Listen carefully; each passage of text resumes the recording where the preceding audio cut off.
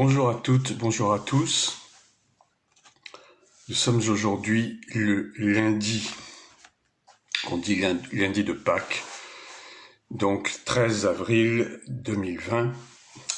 Et je viens vous rencontrer ce matin pour vous entretenir un tout petit peu au sujet donc de Pessah, la Pâques, que nous fêtons, que nous avons fêté, que les chrétiens ont fêté pour la plupart hier dimanche, mais qui, en fait, selon le calendrier juif, la fête de Pessah se déroule entre le soir du 8 avril et le soir du 16 avril, donc 2020.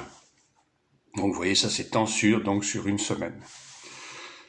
Par conséquent, j'ai trouvé utile et opportun d'en parler puisque nous sommes encore dans cette période de la Pessah. Et à ce sujet, je voudrais vous entretenir à propos de ce que nous appelons couramment la Sainte Seine, que les chrétiens donc prennent, bon les catholiques aussi le prennent sous une autre forme, et les chrétiens dits évangéliques prennent aussi la Sainte Seine. Alors il n'y a pas de règlement particulier pour la prendre, soit tous les dimanches, soit les autres jours, peu importe, c'est pas ça qui est important. Il ne faut pas non plus tomber dans le légalisme à ce sujet. Mais je voudrais quand même mettre un peu en garde à propos justement de la façon de prendre la Sainte Seine, ce que nous devons y discerner, ce qu'il faut éviter de faire, ne pas considérer cela comme un acte justement légaliste, un acte formaliste. Ce n'est pas une formalité. On n'est pas obligé de l'apprendre tout le temps. On n'est pas obligé de l'apprendre. On peut l'apprendre qu'une fois par an ou une fois par mois. Bon, il n'y a pas de règlement pour cela. Déjà, c'est important de le savoir. Jésus lui-même n'a pas institué de règlement. Il a dit simplement que toutes les fois où nous prendrions ce pain et nous boirions cette coupe, nous devons le faire en mémorial, en souvenir de sa passion, en souvenir de sa mort. Alors la Pessah, eh bien tout le monde connaît l'origine de la Pessah. Il s'agit donc de Pessah signifie passer par-dessus, littéralement. Et donc il s'agit de la libération du peuple d'Israël hors d'Égypte. L'Égypte qui pour nous symbolise le monde.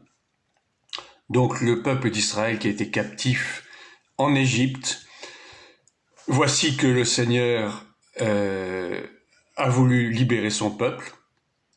Moïse, peine perdue, a eu du mal à faire entendre raison à Pharaon, dont le cœur s'endurcissait à chaque fois, et les plaies tombaient les unes après les autres. Nous savons bien qu'il y a eu 10 plaies, et la plus sérieuse, la plus grave, a été donc la 10e plaie qui consistait à faire mourir tous les premiers-nés de l'Égypte, que ce soit les humains ou même jusqu'au bétail, jusqu'aux animaux. Et donc l'ange de la mort, que Dieu a commandé, l'ange de la mort devait passer au-dessus de toutes les maisons et frapper tous les premiers-nés d'Égypte, à l'exception précisément des maisons du peuple d'Israël, à qui il avait été recommandé de mettre le sang de l'agneau sacrifié, ou du chevreau pour certains, sur les linteaux des portes. C'était à ce signe que l'Éternel devait passer par-dessus ces maisons et épargner, bien sûr, tous ceux qui se trouvaient à l'intérieur, puisque l'Éternel protège son peuple. Et pour cela, donc, le Seigneur a institué la Pessah, a institué la Pâque, qui consistait donc à sacrifier un agneau âgé d'1 an, un mâle sans défaut, et à le consommer rôti, cuit au feu et non pas bouilli, et à le consommer avec du pain sans levain et des herbes amères. Tout cela, ça a une signification très très profonde, bien sûr. Lorsque ensuite Jésus a de nouveau institué la Pâque, le soir où il a été livré, c'est ce que la Bible nous dit, il a de nouveau parlé du pain sans levain, il a parlé de la coupe du sang. Il n'a pas parlé de l'agneau, et pour cause, puisque l'agneau, c'est lui-même. C'est lui-même qui devait être sacrifié.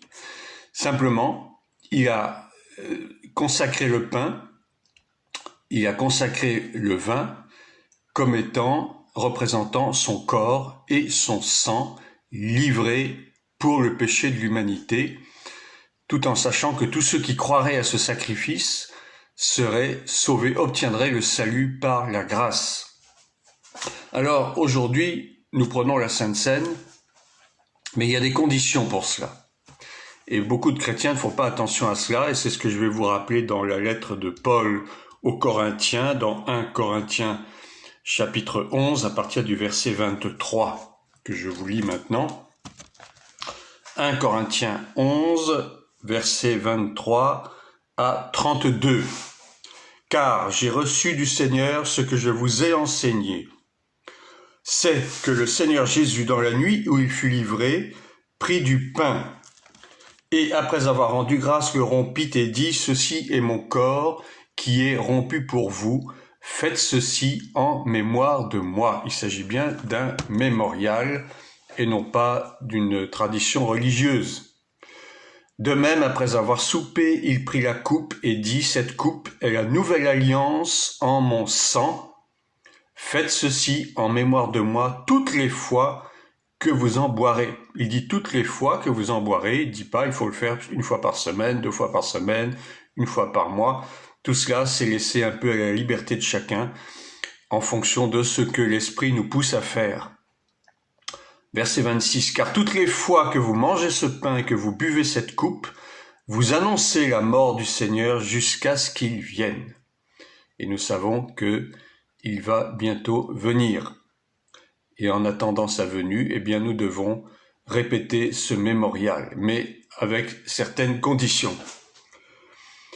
Et justement, j'y arrive au verset 26. « C'est pourquoi celui qui mangera le pain ou boira la coupe du Seigneur indignement sera coupable envers le corps et le sang du Seigneur. » Je redis, c'est pourquoi celui qui mangera le pain ou boira la coupe du Seigneur indignement, et nous allons expliquer ce que signifie indignement, sera coupable envers le corps et le sang du Seigneur. Que chacun donc s'éprouve soi-même, et qu'ainsi il mange du pain et boive de la coupe.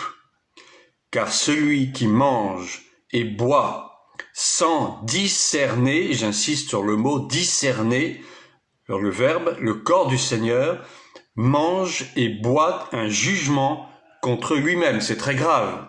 Que chacun donc s'éprouve soi-même, et qu'ainsi il mange du pain et boive de la coupe, car celui qui mange et boit sans discerner le corps du Seigneur, mange et boit un jugement contre lui-même. C'est pour cela qu'il y a parmi vous beaucoup d'infirmes et de malades, et qu'un grand nombre sont morts. Si nous nous jugions nous-mêmes, nous ne serions pas jugés. Mais quand nous sommes jugés, nous sommes châtiés par le Seigneur, afin que nous ne soyons pas condamnés avec le monde. Vous voyez là, l'apôtre Paul nous met en garde d'une façon extrêmement sévère, parce que, comme il le dit lui-même, il y a beaucoup de chrétiens qui sont infirmes, qui sont malades et même qui sont morts parce qu'ils n'ont pas pris le pain et la coupe du Seigneur, ils n'ont pas discerné que c'était réellement le corps et le sang de Jésus-Christ, sacrifié à la croix, mort et ressuscité. Ils ont pris ça comme quelque chose de religieux, quelque chose de traditionnel, un peu comme dans certaines églises aujourd'hui, qui ne respectent pas les conditions nécessaires pour prendre ce repas du Seigneur, qui est donc un prolongement de la Pessah instituée donc pour la sortie d'Égypte par l'Éternel Yahweh. Je vais vous donner déjà 3 conditions nécessaires pour nous qui sommes chrétiens aujourd'hui. La première des conditions, c'est bien sûr d'être né de nouveau, c'est-à-dire d'avoir confessé Jésus-Christ comme Seigneur et Sauveur personnel, d'avoir demandé pardon pour toute notre vie passée, notre vie de péché, notre vie de manquement, notre vie où nous avons fait n'importe quoi, et bien sûr être baptisé d'eau par immersion, lorsque c'est possible, mais normalement c'est toujours possible, sauf que il y a des cas urgents, des cas graves où effectivement la personne ne peut pas être baptisée. Dans ce cas-là, ce n'est pas ça qui est important. Lorsque le brigand à la croix s'est repenti devant le Seigneur ne lui a pas dit « il faut te faire baptiser », bien entendu, puisqu'il devait mourir quelque temps après. Et c'est ce qui s'est produit. Et le Seigneur lui a dit « aujourd'hui même, tu seras avec moi dans le paradis ». Il n'y a pas eu besoin de baptême. Le baptême d'eau est indispensable lorsque nous pouvons le faire, bien entendu. Et ensuite, le baptême du Saint-Esprit. C'est-à-dire que nous recevons à la nouvelle naissance le Saint-Esprit en nous qui va nous conduire dans toute la vérité. C'est ce dont Jésus a parlé à Nicodème en Jean chapitre 3. Il faut naître de nouveau. Nicodème, qui était un docteur de la loi, qui connaissait très bien la loi, qui enseignait parfaitement la loi, eh bien, il lui manquait l'essentiel. Et en fait, je suis certain que c'est l'Esprit qui l'a poussé à venir rencontrer Jésus de nuit parce qu'il avait peur, bien sûr, d'être dénoncé, pour connaître enfin quelle est vraiment la nature du salut.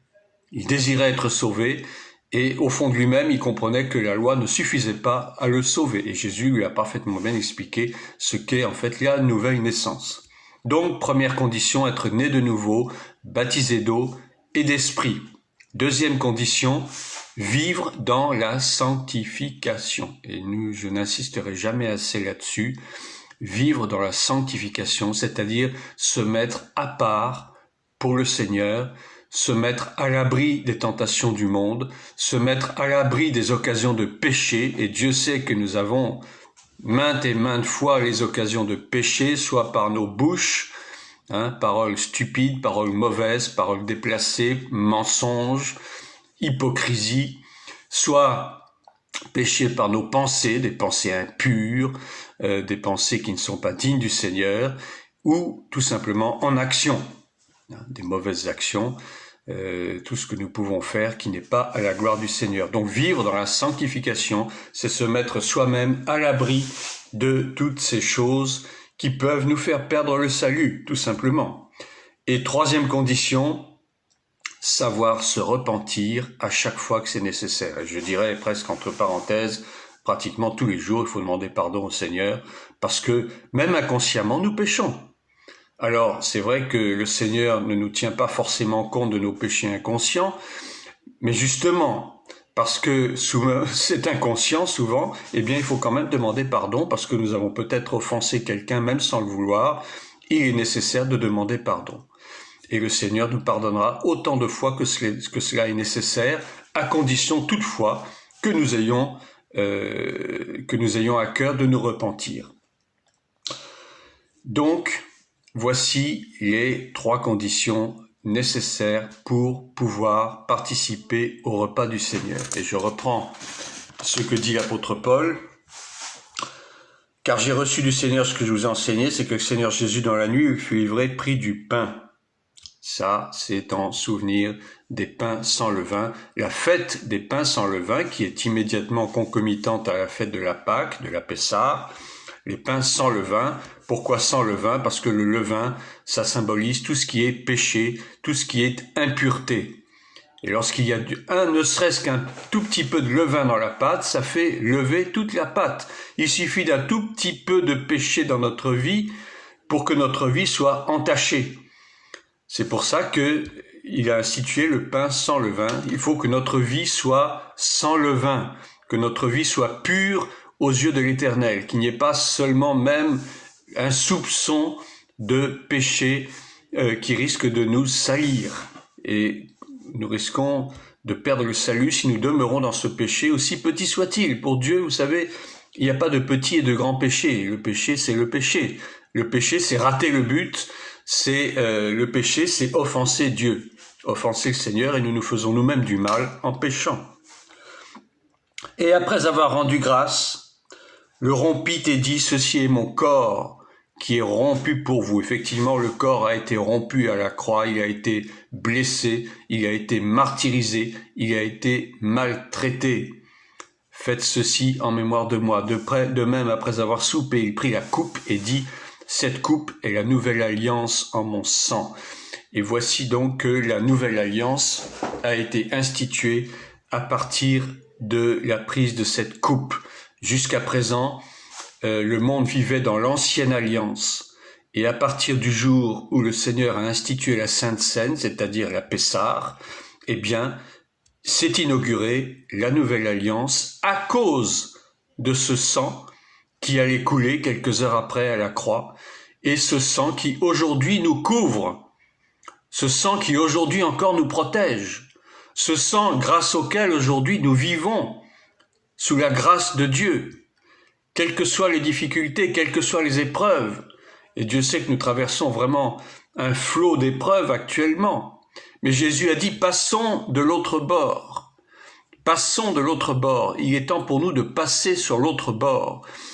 C'est-à-dire que nous vivons dans une tempête actuellement. Effectivement, le monde vit dans une tempête inimaginable, telle qu'il ne l'a pratiquement jamais connue depuis des siècles. Mais cette tempête inimaginable, c'est cette même tempête que les disciples ont subie dans la barque, lorsque sur la mer de Galilée ce tourbillon s'est levé, que l'eau a afflué à l'intérieur du bateau, mais que Jésus, lui, tranquillement dormait à la poupe sur le coussin. Mais il avait dit auparavant, passons sur l'autre bord.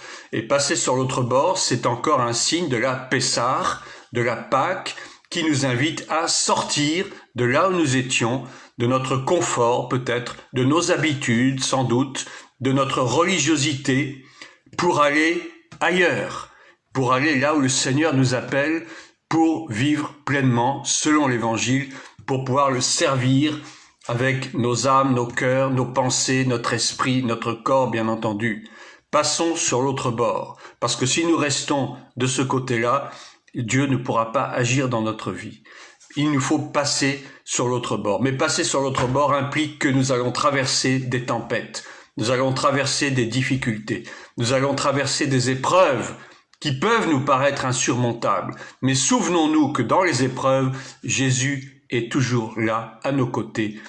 Il dort tranquillement sur le coussin et ce n'est pas pour autant qu'il ne se préoccupe pas de notre situation. Jésus est omniprésent, omniscient, omnipotent. Yahweh, notre Dieu, est omniprésent, omnipotent. Il a créé toutes choses selon sa volonté. Il ne va pas nous abandonner. Et je redis ce verset du psaume 34. Le malheur atteint souvent le juste, mais l'Éternel l'en délivre toujours. Le malheur atteint souvent le juste. Nous pouvons tomber malades. Bien sûr, c'est pas parce que nous sommes chrétiens que nous ne tomberons pas malades. Il peut nous arriver des choses épouvantables. C'est arrivé, ça arrive encore. Mais le Seigneur nous délivre, si et seulement si nous avons foi en lui. Ce n'est pas parce que nous sommes disciples du Seigneur que rien ne peut nous arriver. Ça, c'est un mensonge. Lorsque Lazare est mort, et pourtant, Dieu sait si Jésus aimait Lazare, ainsi que ses sœurs, Marthe et Marie. Mais ce n'est pas pour autant que Lazare n'est pas tombé malade et qu'il n'est pas mort.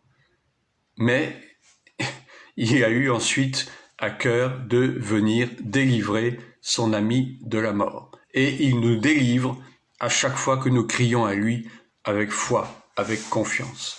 Donc passons sur l'autre bord, c'est ça aussi la Pessah. Passons, sortons de notre confort routinier pour aller là où le Seigneur veut que nous allions, parce que c'est à ce moment-là que nous verrons des choses se produire dans notre vie. C'est à ce moment-là que, si nous sommes appelés au ministère, nous pourrons servir le Seigneur pleinement et avec confiance. Mais il faut savoir que de passer d'un bord à l'autre va susciter forcément des attaques, va susciter forcément des épreuves, mais à nous d'être capables de faire suffisamment confiance au Seigneur pour pouvoir surmonter ces épreuves. Je continue sur 1 Corinthiens 11, c'était une parenthèse. Mais tout ça, ça a un rapport direct avec la Pessah, bien entendu. C'est pourquoi celui qui mangera le pain ou boira la coupe du Seigneur indignement sera coupable envers le corps et le sang du Seigneur. Indignement, ça signifie quoi? Eh bien, ça veut dire que nous prenons la Sainte Seine d'une façon routinière, d'une façon habituelle, comme si c'était un simple morceau de pain et un petit peu de jus de raisin ou de vin. C'est aussi le fait de la prendre en étant en état de péché, c'est-à-dire avoir omis de demander pardon au Seigneur, de reconnaître que nous sommes pécheurs et que seule sa grâce peut nous sauver. C'est ça. Manger le pain ou boire la coupe du Seigneur indignement, c'est le faire d'une façon désinvolte. Et si nous le faisons de cette manière, alors nous nous rendons coupables envers le corps et le sang du Seigneur, ce corps qui a été martyrisé à la croix, ce sang qui a coulé et qui nous délivre de tout péché. Que chacun donc s'éprouve soi-même, examinez-vous vous-même, afin de voir si vous êtes toujours dans la foi. Que chacun donc s'éprouve soi-même et qu'ainsi il mange du pain et boive de la coupe. Si nous acceptons de nous introspecter, c'est-à-dire de nous examiner nous-mêmes, de voir en nous ce qui est pas bon, ce qu'il faut changer pour plaire au Seigneur, alors, oui, à ce moment-là, nous pouvons boire la coupe et manger le pain. Ce sera d'une façon digne et le Seigneur acceptera cela. Car celui qui mange et boit sans discerner, là encore, faisons appel au discernement. Le discernement, c'est le Saint-Esprit qui nous donne cette capacité de discernement. Il nous donne la sagesse, il nous donne l'intelligence, il nous donne aussi le discernement. C'est très important pour un chrétien d'avoir du discernement. Discerner, ça veut dire faire la part des choses, faire la séparation entre ce qui est bon et ce qui n'est pas bon. Le discernement nous est donné par l'Esprit, par l'épée de l'Esprit, qui sépare âme et esprit, jointures et moelles, qui connaît les sentiments de nos cœurs. Et avoir du discernement, eh bien, c'est faire la différence entre ce qui plaît à Dieu et ce qui ne plaît pas à Dieu. Donc, sans discerner le corps du Seigneur, mange et boit un jugement contre lui-même. Et le jugement, c'est lequel? Eh bien, c'est ce qui est dit au verset suivant. C'est pour cela qu'il y a parmi vous beaucoup d'infirmes et de malades et qu'un grand nombre sont morts. Et oui, il y a beaucoup de chrétiens ou supposés tels qui tombent malades, qui sont infirmes, qui sont morts parce qu'ils n'ont pas une vie de sanctification. Et non seulement cela, mais en plus, ils osent prendre le pain et le vin tout en étant en état de péché, sans s'être repentis et sans avoir discerné dans ce repas que c'est vraiment le repas de la Pessah que Jésus a de nouveau institué la nuit même où il fut livré.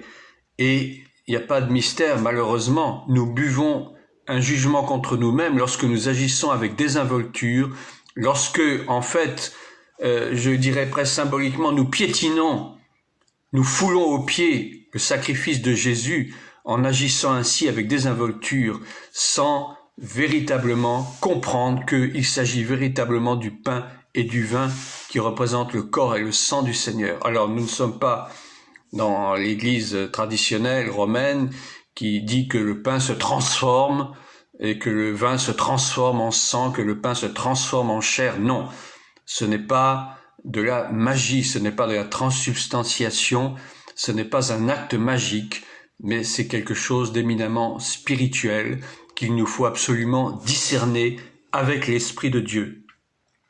Si nous nous jugions nous-mêmes, nous ne serions pas jugés. Voilà le problème de beaucoup de chrétiens. Ils ne veulent pas se juger eux-mêmes, mais ils préfèrent juger les autres. C'est plus facile de critiquer les autres que de se critiquer soi-même. Examinez-vous vous-même. L'apôtre Paul le dit.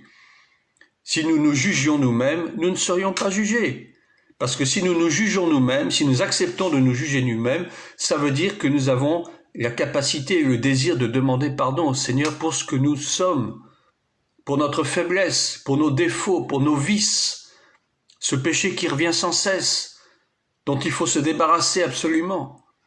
Il nous faut passer sur l'autre bord et couper enfin avec cette racine du péché qui nous harcèle depuis tant d'années sans doute. Si nous nous jugions nous-mêmes, nous ne serions pas jugés. Mais quand nous sommes jugés, nous sommes châtiés par le Seigneur afin que nous ne soyons pas condamnés avec le monde. Voilà. Le Seigneur ne veut pas que nous soyons condamnés avec le monde. C'est pour ça que le Seigneur nous protège lorsque le monde est bouleversé tel qu'il l'est actuellement. Je ne dis pas que aucun chrétien ne sera touché par la maladie. Malheureusement, il y en a eu. Il y a eu des décès parmi les chrétiens aussi. Mais le Seigneur connaît toutes choses. Et si nous voulons ne pas tomber aux mains de ce fléau, eh bien nous devons continuer à mettre notre confiance dans le Seigneur, à nous couvrir de ce sang de la nouvelle alliance et mettre notre foi pleine et entière au service du Seigneur. Voilà, j'espère que ces quelques paroles vous réconforteront. Je voulais absolument parler un petit peu de la Pessah de cette manière-là. Que Dieu vous bénisse. Et je prie maintenant pour ceux qui sont malades. S'il y a des frères et sœurs parmi nous, de ceux qui écoutent cette vidéo, qui sont malades, mettez votre main là où vous souffrez. Et si vous êtes malade, d'une façon générale, mettez votre main sur votre front, sur votre tête. Et maintenant, je vais prier pour vous. Seigneur Tout-Puissant, je te recommande tous ceux et celles qui ont écouté ce message. Je te prie, Seigneur, d'étendre ta main sur eux, afin d'accomplir un acte de guérison, de miracle, Seigneur, pour que ceux qui souffrent dans leur chair soient renouvelés, soient restaurés, qu'ils retrouvent une pleine et parfaite santé, qu'à cause du sang de la nouvelle alliance, ils soient régénérés, que ce sang puisse les couvrir de la tête aux pieds, que chaque cellule de leur corps soit entièrement infiltrée par ce sang précieux, que chaque organe de leur corps soit régénéré, renouvelé par ce précieux sang de Jésus, ce sang plus précieux que celui d'Abel le juste. Merci Seigneur pour la guérison, pour le miracle que tu accordes à mon frère, à ma sœur ou à cet auditeur ou cette auditrice qui peut-être ne te connaît pas. Merci Seigneur de manifester ainsi ta grâce envers tous. Au nom puissant de Jésus-Christ de Nazareth, de Yehoshua Mashiach, notre seul Seigneur et Sauveur. Amen. Que Dieu vous bénisse, passez une très bonne journée dans la présence du Seigneur et à très bientôt pour un nouvel enseignement.